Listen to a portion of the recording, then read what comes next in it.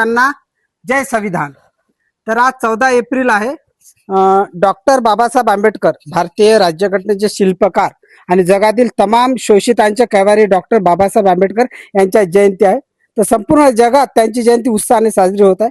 तर डॉक्टर बाबासाहेबांची राज्यघटना फक्त भारतासाठी नाही, जगातील तमाम शोषित पीडित उपेक्षितांसाठी प्रेरणास्त्रोत आहे।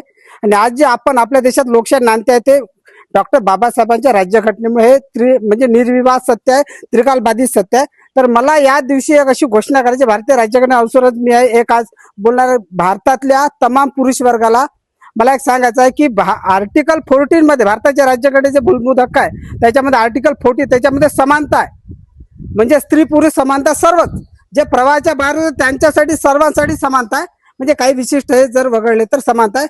तर मला असं म्हणायचं आहे की महिलांसाठी महिला आयोग तर पुरुषांसाठी पुरुष आयोग का नाही, तर पुरुष आयोगाची स्थापना करण्यात यावी, भारतीय राज्यघटनेला अनुसरूनच करण्यात यावी आणि भारताच्या राज्यघटनेला अनुसरूनच मी बोलत आहे। आणि पुरुष आयोग का स्थापन करण्यात यावा याचं उत्तर तुम्हाला ज्यावेळेस पुरुष आयोग स्थापन करण्यात येईल त्यावेळेस समजेल, असं मला या ठिकाणी म्हणायचं आहे। तर जास्तीत जास्त म्हणजे फक्त मी हा व्हिडिओ व्हायरल करण्यासाठीच बोलत नाही, प्रत्येकाने अशी मनोवृत्ती ठेवावी, कारण अन्याय हा अन्यायच असतो, तो कुणावरही होऊ नये।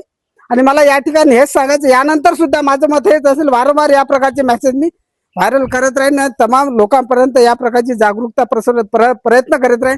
पुन्हा एकदा जय संविधान।